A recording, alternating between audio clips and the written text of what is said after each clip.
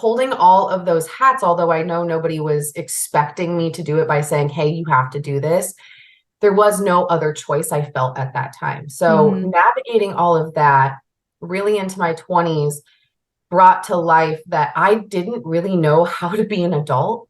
I Mm-hmm. had been stepping into all of these spaces and energies at such a young age, and I'd been, battling big demons and big darkness for so long as a kid that when I turned like 23, 24, I was like, I don't really know how to do this properly. And I know none of us do, but like when a big emotion would come up, for instance, I wouldn't know how to handle it.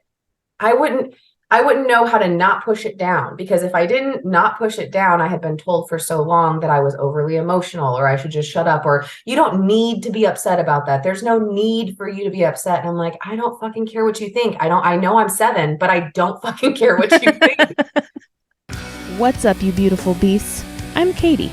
I'm on a mission to help humans become the best possible versions of themselves and to strive for overall health, mental health, emotional health, physical health, all of the healths, without ever having to step on a scale. I have had the privilege to talk to all kinds of different humans who've been through a plethora of experiences just being a human and existing. I believe that every single time somebody shares their story, at least one person listening will learn from it, be inspired by it, and maybe, just maybe, even change the entire direction of their life. These are the stories of humans unveiling their beautiful beast. Keep listening. This is the Unveiling the Beast podcast.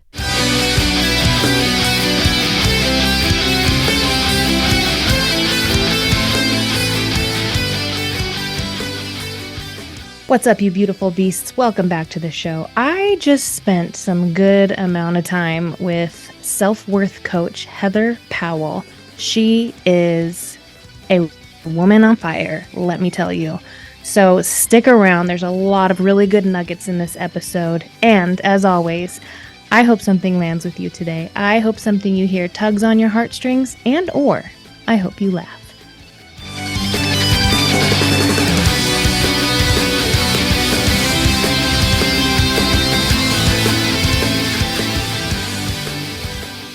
So how are you, my new friend?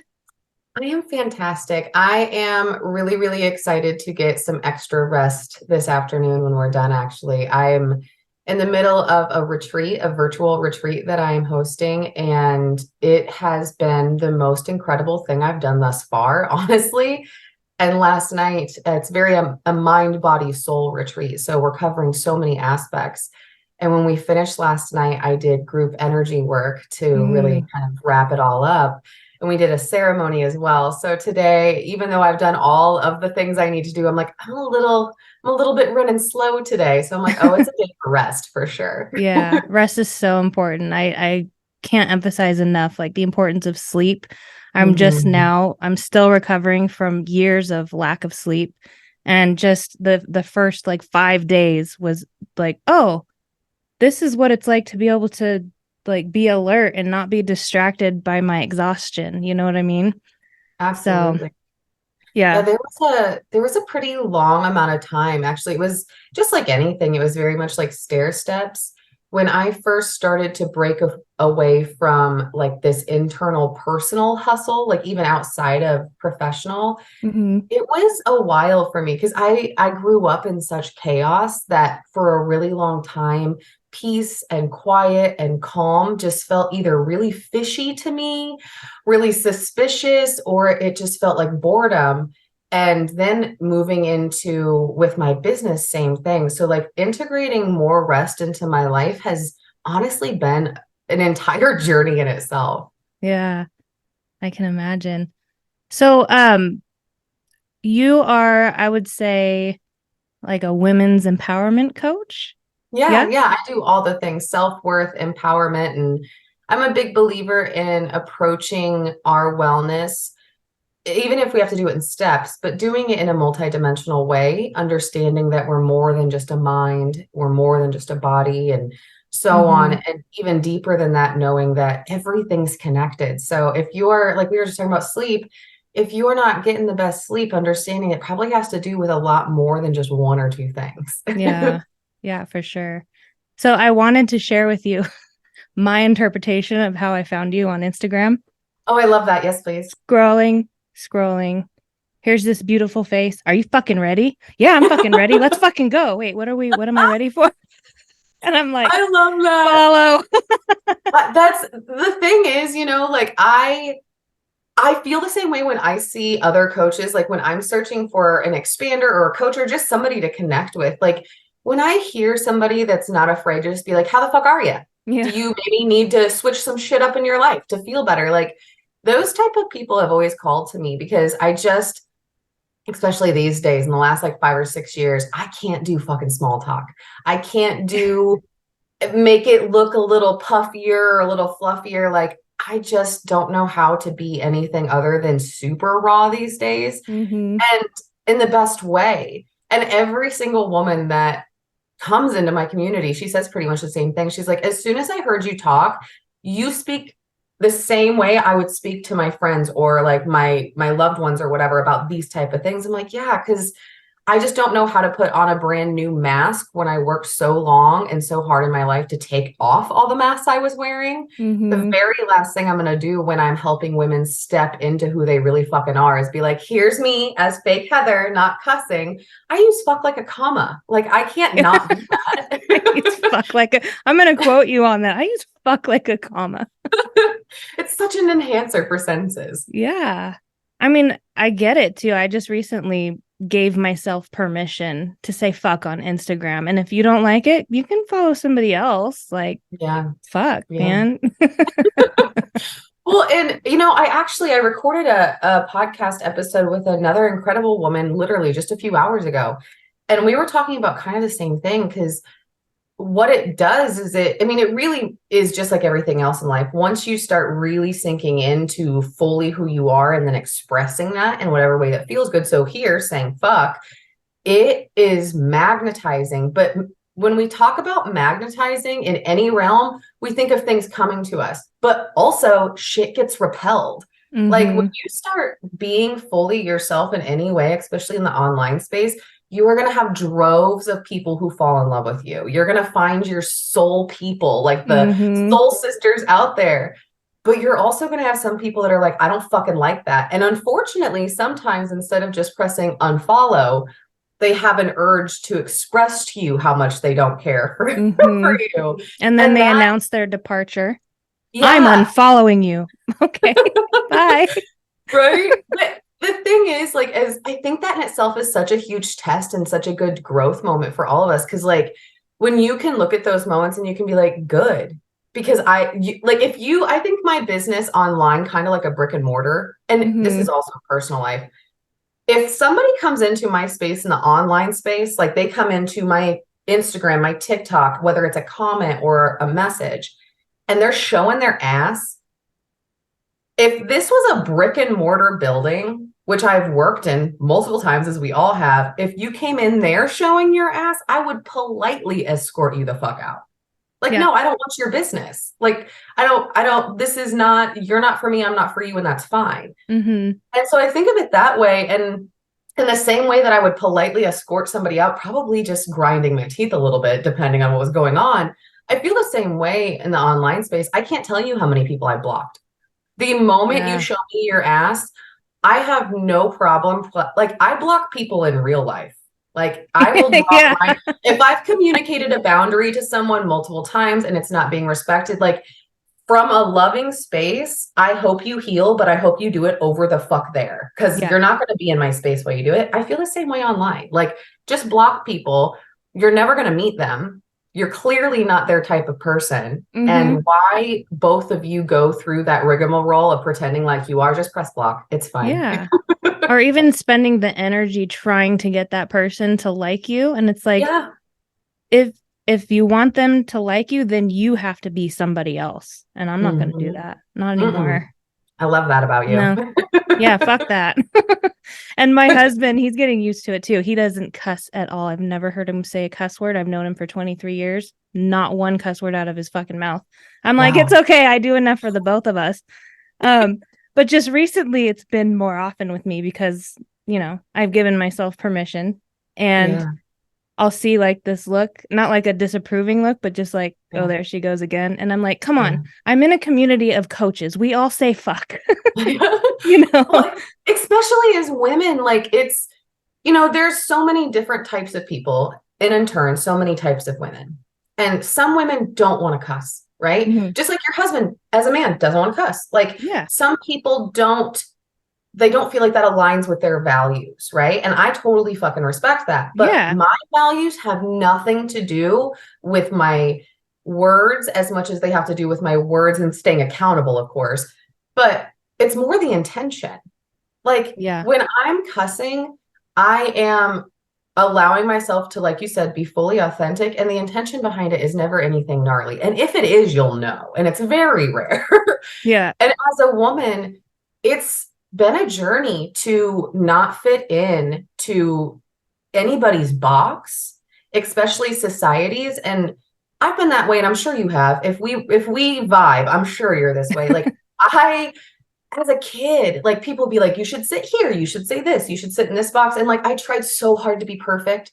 I was super smart as a child. So I really was leaning into that. And I went through a lot of shit as a kid. Like there was a lot of things I had to overcome in my family. Mhm. So like I really leaned into being smart, right? Because I'm like, this is my way out. This is my ticket. And then that didn't work. So I was like, maybe I'll try being perfect and fitting in all the boxes. And I mean, I feel like that's the story for so many of us is we try to like chameleon ourselves in. And for women, if we chameleon ourselves in, if we truly do want to express ourselves by saying, fuck, we're shit, Mhm. but we feel ashamed to do it, that's when we really have to dig in and be like, whose box am I fitting in right now? Like, who Yeah. am I trying to make happy? And I mean, don't get me wrong, there's been times in my life where like I could have chilled on the cussing. I even look back at some videos and I'm like, why did you do that? You silly goose. Like, why did you You do silly that? fuck. Right. But in that moment, it felt right. And like, I think Yeah. that's the biggest thing. Like, if you're going to be authentic, you have to be okay knowing that as you're going down that journey, it's so twisty and turny that at one point you might think you're being super authentic, but that's just part of your journey. So maybe in a few years, I don't even want to say fuck online anymore, but Yeah. that's going to be something I'm going to let and allow myself to evolve into. Yeah. I tend to use it either to be funny because my favorite thing in the whole world to do is laugh. And my second favorite thing in the whole world to do is make other people laugh. And Right. so I'll use it to be funny or I'll use it to make a fucking point. Mm-hmm. You know what I mean? Mm-hmm. Like you got to emphasize whatever it is. Yeah. So Well, that, and if you yeah, use fuck to emphasize it, you really got to land on the F and the K. Like yeah, it like just, fuck. yeah. I love Ladies that and so gentlemen, much. this is a whole episode about the word fuck. Thank You you. brought the right woman on. I mean, That's awesome. So tell me a little bit about like how you became a coach. Like yeah. I think you're the first coach I've interviewed that's not in my little community that I have. Oh, I So love that. yeah, I love Well, it. I'm sure my journey is a lot like yours and theirs. Like I said, I went through a lot as a kid, and I'm still unpacking a lot of it, as I think many of us are right now, really understanding that so much still lives in our body that continues to come up. And it's not like one day you can be like, okay, my mind, I've gone through, I've worked on that. I'm getting things pulled out of my body, anything that's been stuck there. You can't just like rid yourself of it completely one day and just be like, it's done. Like there's always Yeah. going to be residue, right? And I think that's part of it is just kind of I've had to embrace that because there is parts of my journey that I've been able to teach in coaching, and there's parts that I still don't feel comfortable doing so in. And that whole process of figuring it out for myself, figuring out as a teenager how to navigate what I was having to navigate with my parents, specifically with my mother, really trying to figure out how to also raise my brother and sister in a really chaotic and unsafe environment.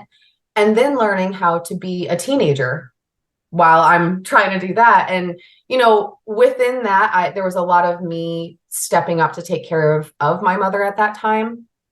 And holding all of those hats, although I know nobody was expecting me to do it by saying, hey, you have to do this, there was no other choice I felt at that time. So Hmm. navigating all of that really into my 20s brought to life that I didn't really know how to be an adult.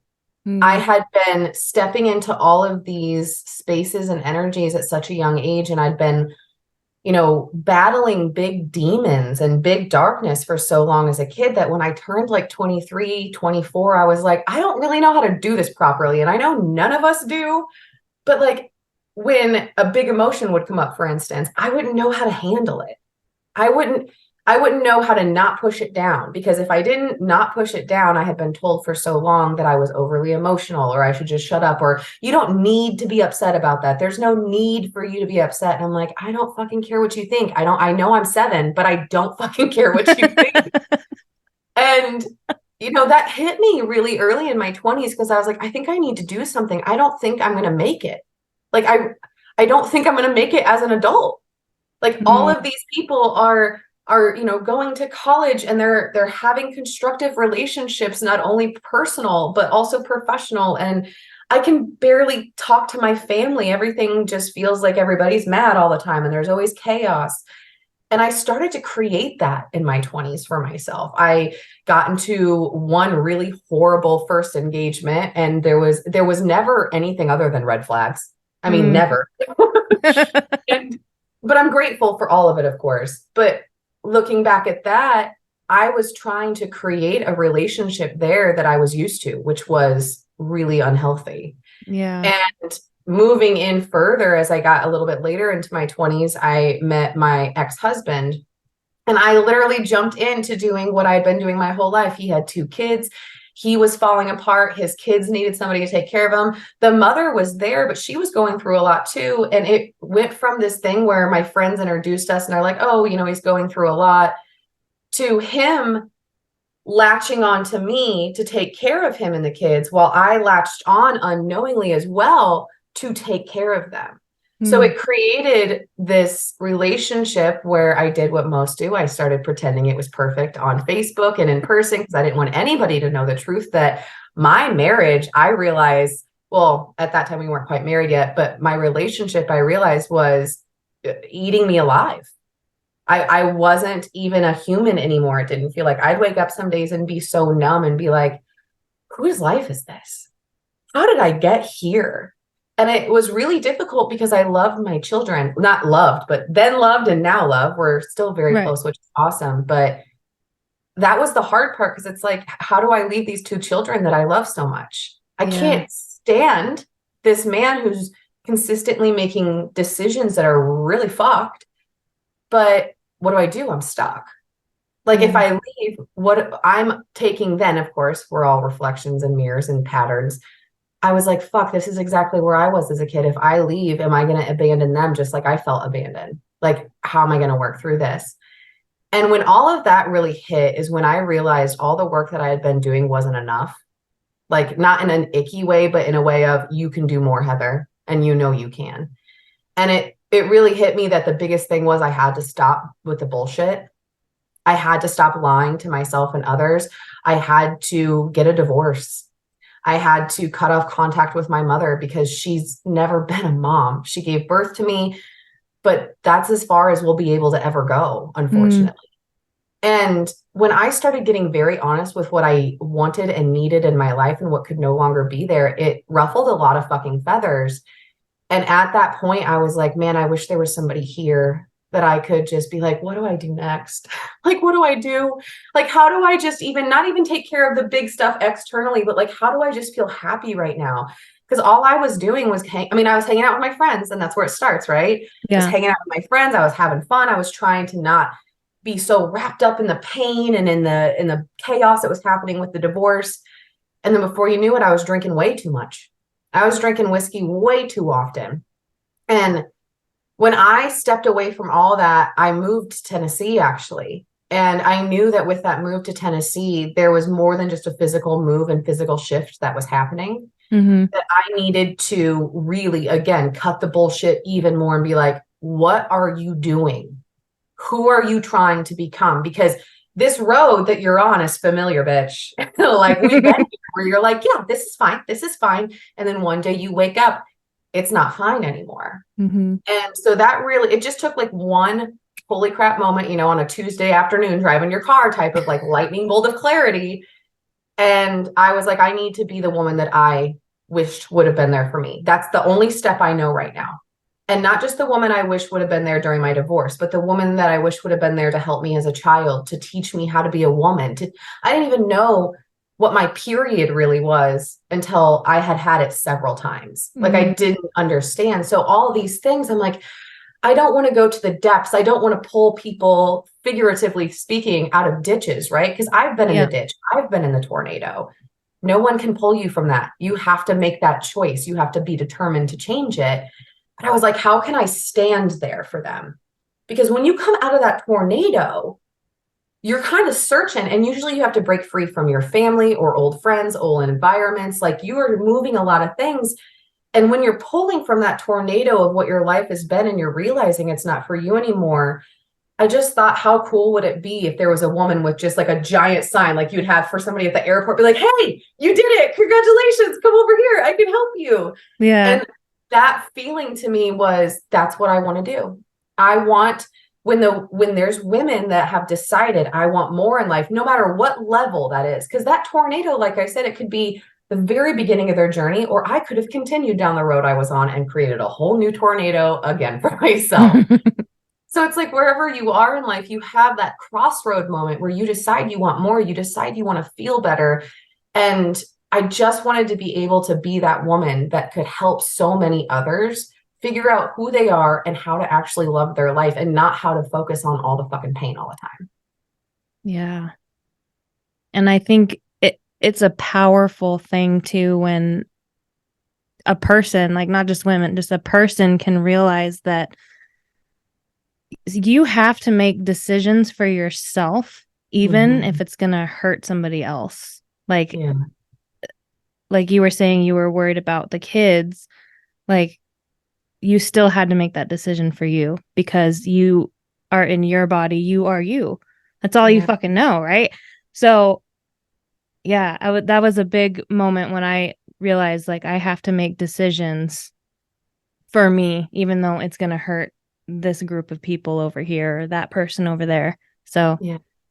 Yeah. Well, and I'm a big believer that if you make choices that are in alignment with your values, if you make choices in integrity, you stay honest, you get fucking honest with yourself first, right? If you do that, it will work out. And you know, there were many years, the divorce was really messy, and I stepped away from, I had been doing that my whole life, just stepping outside of the drama and be like, you guys can fight. Like, why don't you guys do it? You want to. Like, have that. And that's kind of what happened with the divorce. There was a lot of things put online. There was a lot of just kind of BS put on like social media, Facebook. And I stepped back and I was like, I'm just going to see who believes what, because that's going to show me a lot. And in that, I never expected, and I don't know how, because I was the child of a divorce, so I don't know how I didn't see this coming, but I never expected my children to see that I did that, to see the choices I was making in the way that they did, because years later, they reached out to me because I politely stepped back. I didn't want to step on anyone's toes. The mother and I were good for a while. Things got a bit rocky, and now we're very close, which is awesome. But during the time of not being so close, it was really difficult because, again, there was that mom guilt. Even though I wasn't technically their biological mom, it was really heavy. And years later, they reached out and they're like, we really want a relationship with you. Their mom reached out too. They're like, they've been asking about like contacting you. They want to have a relationship with you. Like they see what's been happening. And so I just think that if more of us were able to, and I know I could use this pump up sometimes, like if more of us were able to say, listen, if these choices, these words, that these behaviors I am in right now, if they're really what I want from my heart, from my soul, I can't be worried if it's going to hurt someone else, as long as I'm not doing that intentionally, of course. Yeah. Because if you live for somebody else your entire life, again, you're going to wake up one day and be like, who in the fuck am I? Where am I? What am I doing? Yeah. I think I didn't have kids when I was married the first time. But I I'm a product of divorced parents, and I spent a lot of time growing up thinking my mom was the bad guy who kicked Mm. out my dad, and my dad was the victim. And then my dad moved in with my husband and I like 10 years ago, and I started to see the patterns and the stuff that my mom would never talk about because she's not going to talk shit about my dad to the kids, you know. Yeah. But yeah, it's just really cool to see her as an adult, like me going back, seeing her just as two grown women being like, okay, I get it. You know, Yeah. I get it. Yeah. And good for you. That was, Right. yeah. That had to have been such a big moment because, like, that's a lot of different emotions to hold at one time. Yeah. Yeah. So, and my Wow. dad is still victim-y and, you know, Yeah. everything's everyone else's fault. And Hmm. I'm going to push you away and be like, nobody loves me. That is that is exactly how it goes too. And it's so interesting how, and again, I've been in victim mindset, not to the degree where Mm-hmm. some people can find themselves. And for me, it's my mother. Her victim mindset is deep and it's run deep for a long time. And it took me a long time with her to learn. I had to learn how to see from her perspective as a woman, not necessarily what she did and allow it or excuse it by any means, but to understand that she was a woman who also went through shit as a child and as a teenager. And it was really difficult for me for a long time because I was like, I see these choices you're making as a grown woman over and over and over, and Yeah. then pointing a finger and yelling villain so you can lay back as the distressed victim, right? Mm-hmm.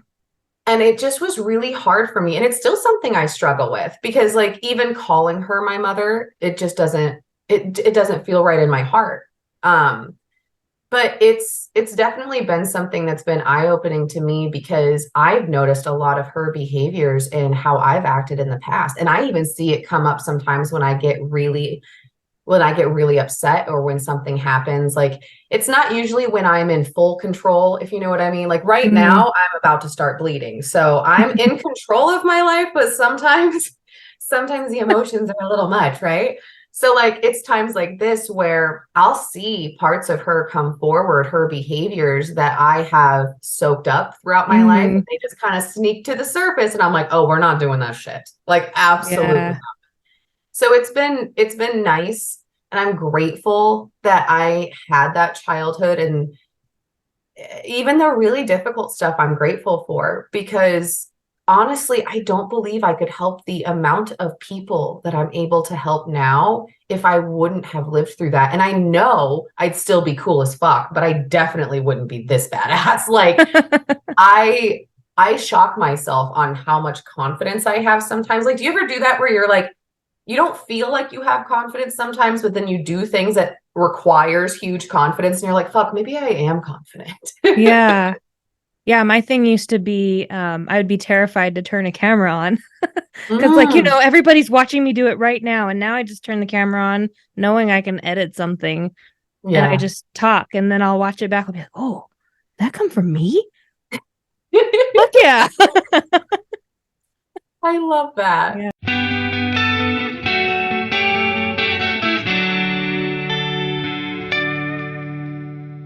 What up, beasts? I'm here to quickly interrupt the show with a shameless plug about my coaching services. How many of you are yo-yo dieters, meaning you've gone on and off diets and every time you gain the weight back, you blame yourself? How many of you have weight cycled most of your life, meaning your weight goes up and down and up and down and up and down, and this is kind of like a normal thing for you? How many of you know exactly what to do to be healthy, and at the same time, you feel like something's missing because you just can't seem to do the things that are going to make you healthy? What if I told you that a lot of what we've been taught about what it takes to become healthy is actually bullshit? If you're interested in learning more about what it actually takes to transform not just your health, but also your life, go to beautifulbeastwithin.com and click on the purple button that says Book a Free Coaching Call. I am a neurotransformational life coach, a personal trainer, and a fitness nutrition specialist. So if you fit the description above, I want to talk to you. And at your free session, you're not just going to be given information. I want to give you an experience. So beautifulbeastwithin.com. Click on the purple button that says book my free session, or whatever it says, book a free coaching appointment. It says something like that. And I'll see you over there. Back to the show.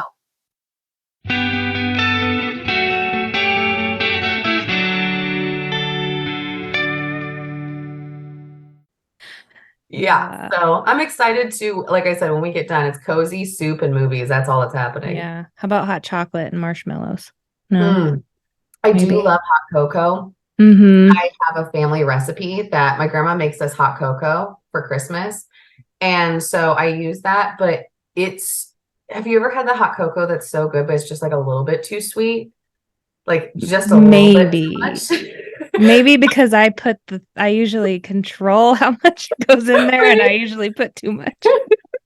Yeah. She thinks she went a little ham, which I love about her, but also I'm like not great with sugar. It kind of makes me feel like a squirrel. I go crazy. But I drank it last time and it was a little too sugary, but I'm like, it's fine. It's hot cocoa. You're not used to like full on sugar most of the time. Like, you can do this, toughen up. And so I drank it and I don't think I slept that night. Like I drank it, like I forgot there was sugar in it. It was like 4 a.m. and I'm like, oh yeah, don't have that type of sugar right before bed. Got it. So the short answer is no hot cocoa today. No, probably not. Yeah, I started recently being with caffeine. I used to, drink a pot of coffee a day and I could drink it into the afternoon and sleep just fine. And now I'm like, if I drink caffeine after 1:00, I'm not going to sleep right when I go to bed. Agreed. Yeah.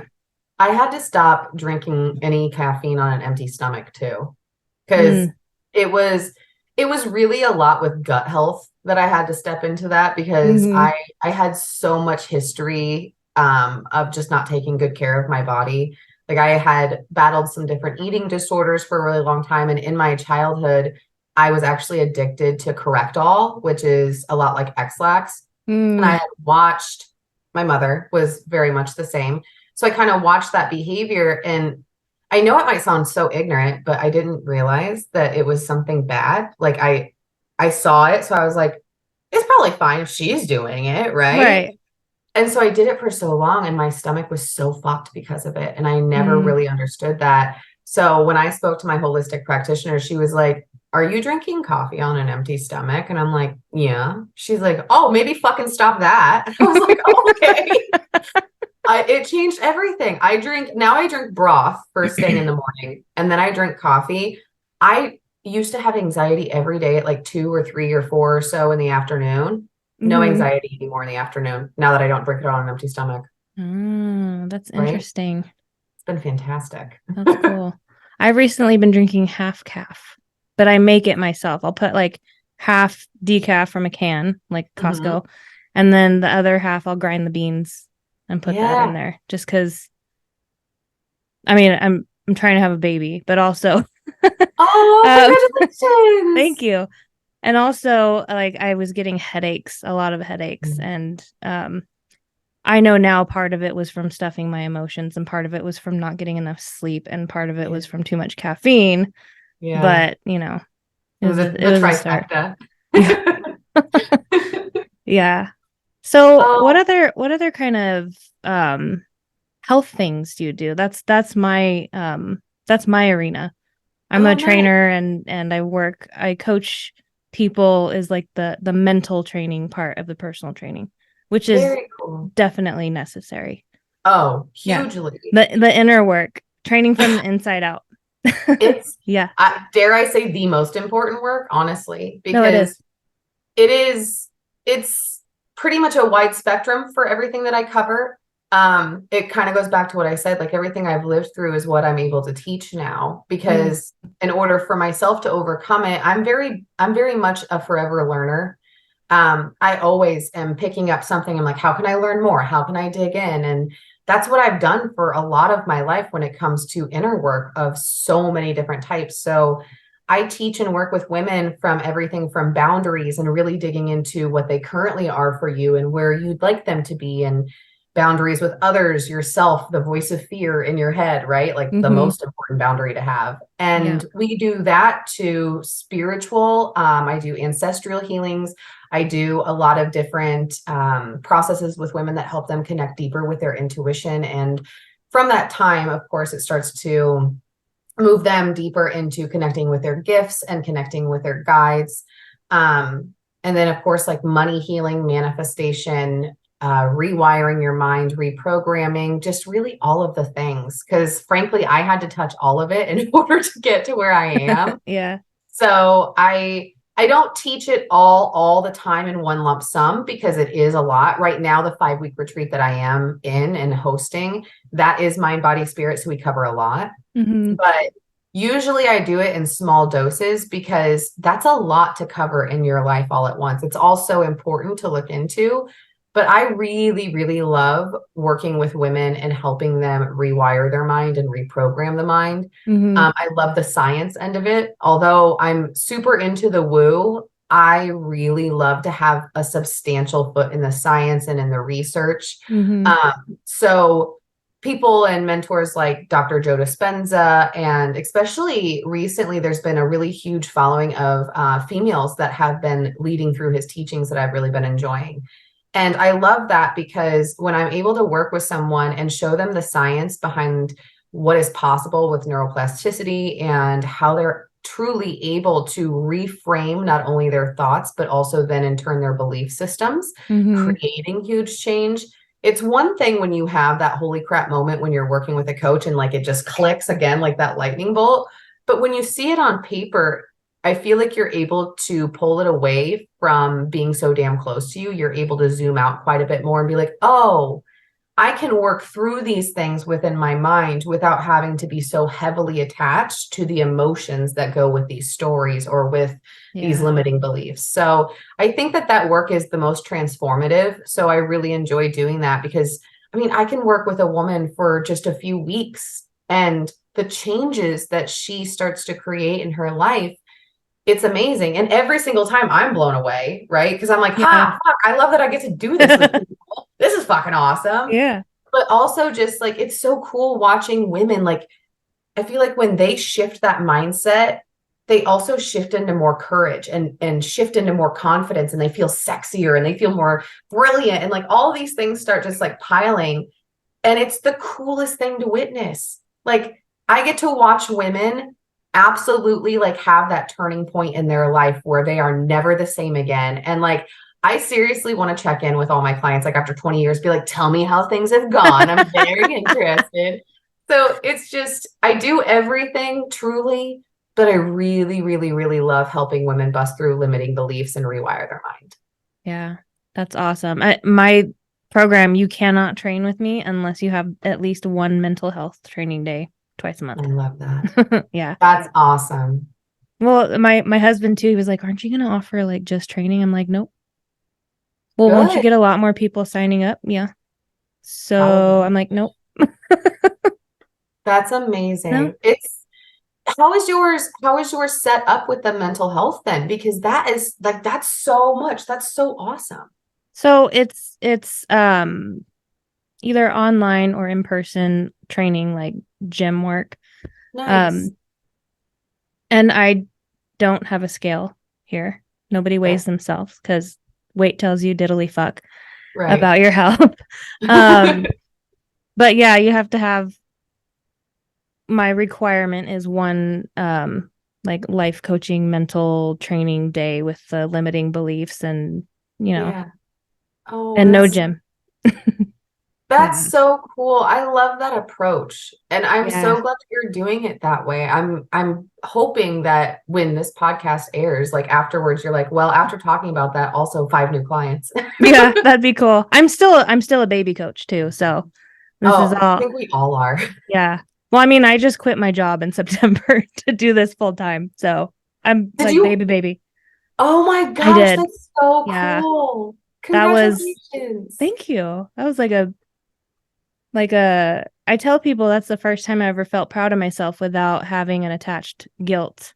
Like, whose happiness did I sacrifice in order to have my own? But yeah. It's been awesome. It was probably like Oh, the coolest thing I've ever done. I think that's so fucking cool. Yeah. And now I get to It help is, people.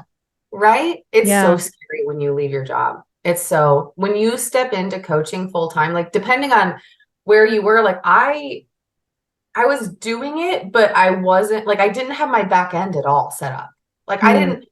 I knew I wanted to be a coach, but I didn't realize that meant that I also had to be like a social media manager and like a bookkeeper, and I had Hmm. to learn how to build websites, like all of these things. So like when I started, I was like, oh, I'm gonna jump into this. And I was like, oh fuck. I have to do all that and I have to learn all that. And so it's been a forever journey since I did that as well. I walked out of a job, one of the most toxic positions I've ever held, and it was in finance. And when I put my 2 weeks in, I was like, I can do it for 2 more weeks. I can fucking do it for 2 more weeks. And I already was like, again, I had things set up, but I didn't know to the extent I needed it. Right. And so it was like 4 or 5 days in, and this absolute asshat did some just stupid stuff again. And I sat there and I'm like, am I going to let this fly again? I was like, I don't have to anymore. Hmm. I put my 2 weeks in. I'm doing this. But I was like, I don't have to do this. Like he's standing here and he's saying slash doing this. I don't have to put up with this anymore. Why am I here? And it was that moment where like your body pulls you, like you can feel your body pulling you, and you're like, I guess I'm doing it. I guess I'm doing it. And I Yeah. stood up and I was like, I'm out. I'm gone. And I got home. I sent my fiance a Snapchat video of me taking off my like shirt because we had like shirts with our names on them.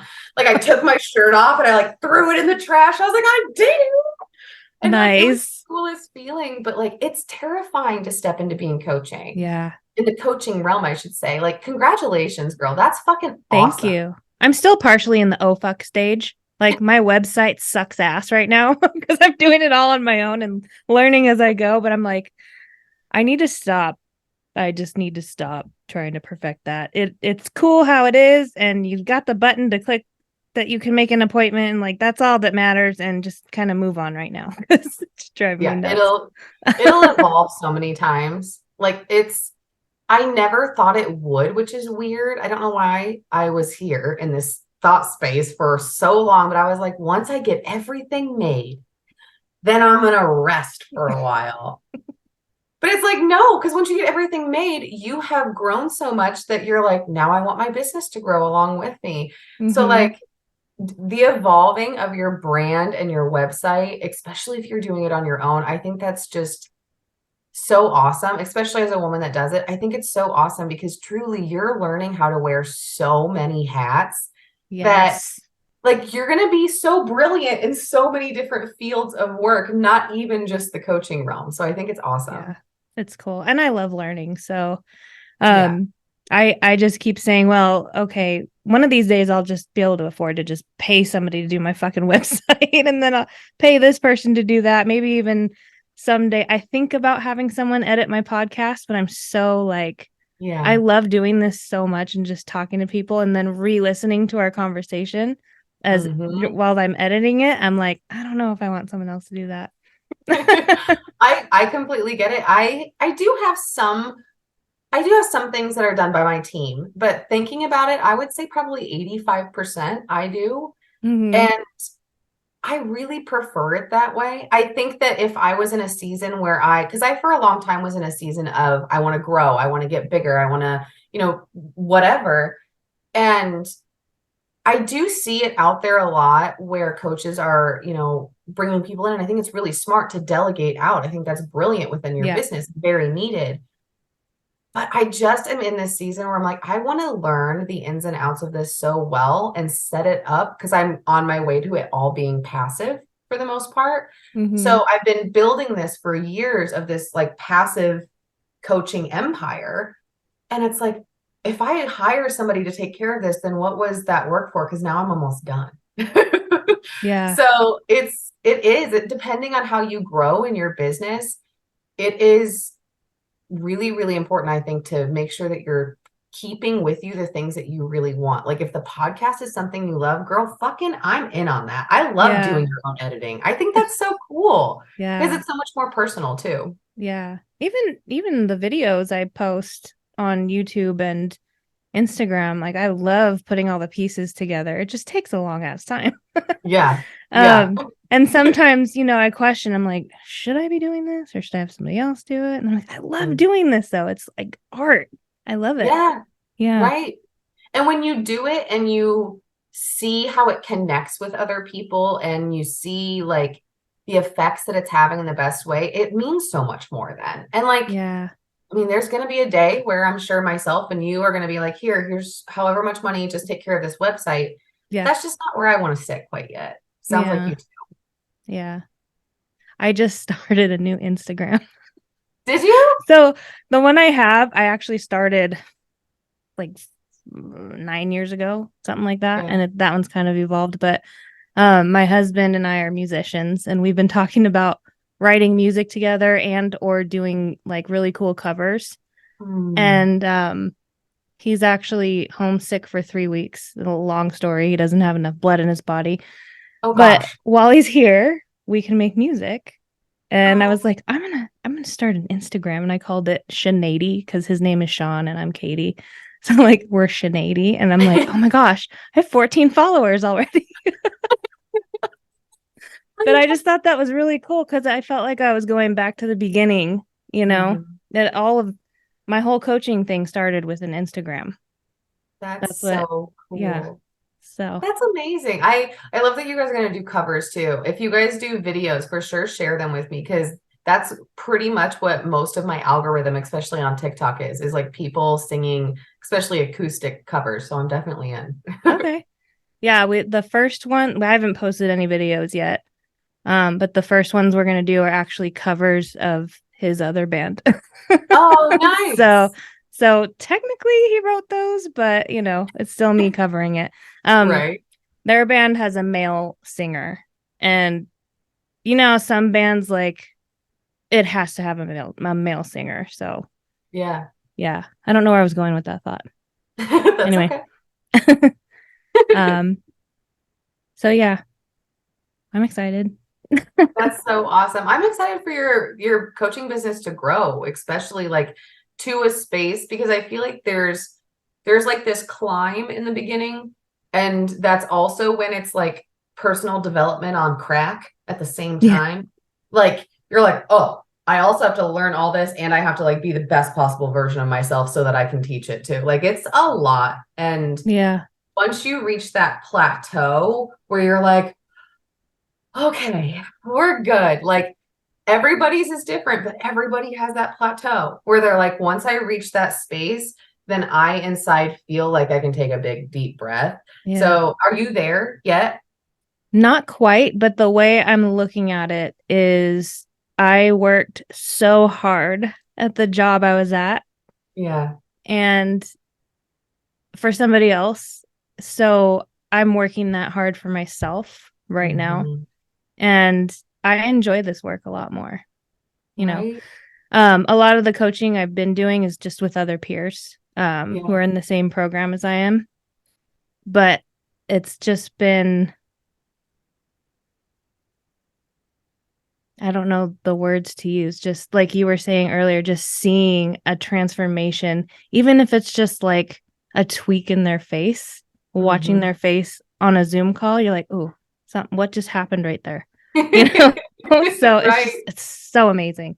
I love it so And hard. you don't have to wear pants. That's my favorite part. Like you don't have to wear Yeah. any business clothes, which makes me so happy every single day. Yeah. I'm wearing spandex right now. And my Right? cat just jumped on my desk. Here she goes. Hi.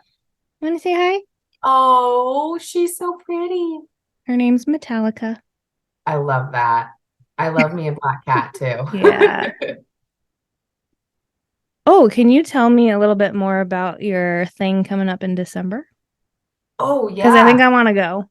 Yeah. So the way that I've built this out, and it'll make a lot more sense when I tell you this. So your journey that you'll teach clients, like the journey that you're going to help them go on, right? That big journey, I have that in a one-on-one program and it's 6 months long. And it covers all the things, right? Mm-hmm. And then this 5-week retreat that I'm currently in is like the condensed version of that. And I wanted to do that because I was working with one-on-one clients, and I think a lot of people start here where you're working with one-on-one clients and that's what feels best, but eventually you want to branch out just because it feels good to have something fresh. Mm-hmm. And I mean, that's at least what I've been taught and seen. And I didn't really feel like that was going to be me. I'm like, I feel like I want to stick with one-on-one. Like I really enjoy this. And it started to really hit me more and more when I realized that I wasn't being as energized by the one-on work as I used to be. It was almost feeling like it might be even draining at times. Mm. Now, I do, again, mind, body, soul, and with energy work, you can fucking feel that sometimes, right? But I started to wonder, I'm like, oh, should I be doing something that's more of a group base? And so I made that 5-week retreat. I made it a lot more affordable. I made it a lot more condensed. And even with that, I was like, I still want something that's more condensed because the way that I teach is so big. Mm-hmm. And with all of these different aspects, I also wanted to focus on where we are headed, because where we're headed is to sit in more clarity. We're headed to sit in more confidence, more courage. We're committing more to ourselves. And within knowing that and talking to my clients about it, they're like, I just need like an amp up for those words, especially like I want to amp up my courage. Like I feel like I've been kind of stagnant or I haven't really been moving. Mm-hmm. So with all of the things that had been shifting in the last couple of months, especially with the retreat coming up, I was like, well, fuck, should I do another event? Because I did one earlier this year. And I was like, well, if I'm going to do an event, I want it to be so fucking affordable. I want when the women see it to be like, that feels like a full body fuck yes to me. Like the commitment of time, money, and energy. Like, and there was a time where I was like, fuck, dude, is this what women want right now? Like I hear it in my community all the time, but like, is this what they're going to want? A 4-day event? Like I've been to those and I do like them, but if they don't keep my attention, I'm out. Like I don't want to be there for 4 days. And so I sat with it for a long time. I talked to a couple clients and I was like, you know what? I'm just going to ask you guys, I'm like, how do you feel about a 4-day event where we'll be covering these certain topics and really bringing women together in a way where they are interacting with each other? It's not just you're listening to me for those 4 days. You're working with other women, you're connecting. And every single one of them are like, why the fuck are you asking me? Yes, you should do that. That sounds amazing. So I went with it. It was already pretty much made, of course. And I was just one last time checking in. And as soon as I started letting it be like public and telling women about it, they were just signing up in droves. So it's really, really exciting how it was created. And again, it's just really focused on clarity, courage, commitment, and confidence and what lies within those and what steps we can take. So like specifically with clarity, I was talking to the retreat ladies about it today. Like with clarity, it's so easy to get lost in it and to feel like it's going to take forever to make any actual movements with clarity. Because most of the time clarity comes in, again, that lightning bolt, right? It's that moment of clarity, but we can create that for ourselves really simply if we just start taking away shit that we know for a fact doesn't feel good for us. Like the clarity that so much of the time we're searching for, it's so deep within us, but it's just buried underneath all of the masks and all of the yes I'm fines when you're not fines, or all of the sure I'd love to do that when you don't want to fucking do it. Like your clarity is buried under everything you've said yes to but you really meant no. And unfortunately, I mean, we were talking about this in the beginning, sometimes you say yes to shit for so long that you're like, I think this is stuck now. I don't think that I can take this away anymore and peel back this layer. But that's really what the journey to clarity is going to look like if you want it to be done intentionally. Like you're going to have to peel back layers. And the first piece is like cutting off all the dead leaves. Like when I talk to my clients, it's a lot. This sounds simple. That's why like one-on-one work, as you know, is really important. But like, yeah, when you pull back and you notice all of these dead leaves, one of those might be your job or your marriage.